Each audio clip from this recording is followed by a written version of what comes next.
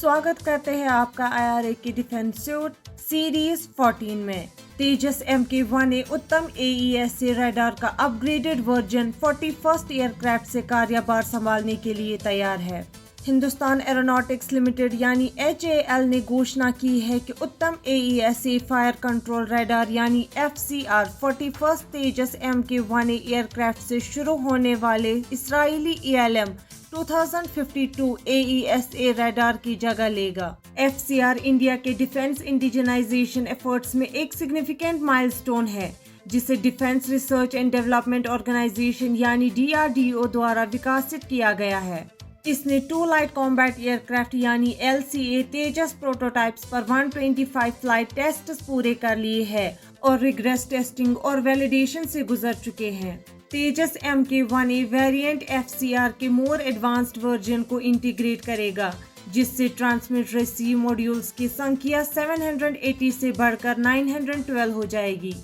ये कदम दोनों वेरिएंट्स के लिए एक common radar system production line को स्ट्रीमलाइनिंग करने और वेरिएंट कॉम्प्लेक्सिटी को कम करने का संकेत दे सकता है। तेजस MK-1A में FCR का इंटीग्रेशन डिफेंस टेक्नोलॉजी में सेल्फ रिलायंस, कॉम्बैट कैपेबिलिटीज को बढ़ाने और फॉरेन सप्लायर्स पर डिपेंडेंस कम करने के इंडिया की खोज में एक सफिशिएंट माइलस्टोन है। बढ़ते हैं एक और खबर की तरफ। IAF एयर डिफेंसेस बढ़ाने और ड्रोन थ्रेट्स का मुकाबला करने के लिए एडवांस्ड रडार्स की डेवलपमेंट पर काम कर रही है। इंडियन एयरफोर्स यानी IAF ड्रोन वारफेयर जैसे खतरों के खिलाफ अपने एयर डिफेंस में सुधार के लिए advanced medium range surveillance radars प्राप्त कर रही है। Radars real time battlefield identification के लिए एक इंटीग्रेटेड आइडेंटिफाई फ्रेंड और फो यानी IFF सिस्टम के साथ 4th जनरेशन के एक्टिव इलेक्ट्रॉनिकली स्कैन्ड एरे यानी AESA सिस्टम्स होनी चाहिए। हर मौसम में फंक्शनैलिटी और हाई ऑल्टीट्यूड डिप्लॉयमेंट के साथ ऑपरेशनल एनवायरनमेंट महत्वपूर्ण है।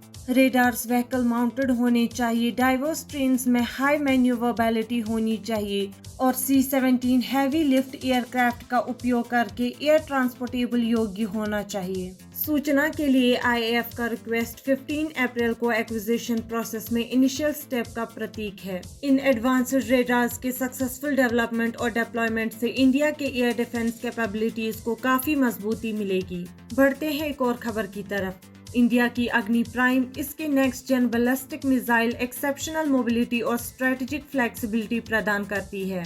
इंडिया की strategic forces command and defence research and development organisation ने न्यू जनरेशन बैलिस्टिक मिसाइल का सक्सेसफुली टेस्ट किया है। अग्नि प्राइम देश की डिफेंस स्ट्रेटजी में एक सिग्निफिकेंट माइलस्टोन है। अग्नि प्राइम रेल लॉन्च के लिए ऑपरेशनलाइज्ड फर्स्ट बैलिस्टिक मिसाइल है। अनपैरेलल्ड मोबिलिटी और स्ट्रेटेजिक फ्लेक्सिबिलिटी की पेशकश है। ये विकास इंडिया के डिटरेंस पोस्चर को बढ़ाएगा, पर्टिकुलरली पाकिस्तान और तिब्बत से जुड़े सिनेरियोज में। विकास में रेलवे प्लेटफॉर्म से सीधे अग्नि प्राइम मिसाइल्स की सीमलेस इंटीग्रेशंस और लॉन्च के लिए एक विशेष रेलवे कैंस्टर शामिल है। मिसाइल की टेक्नोलॉजिकल प्रोग्रेस इसकी मोबिलिटी फीचर्स से कहीं आगे तक फैली हुई है।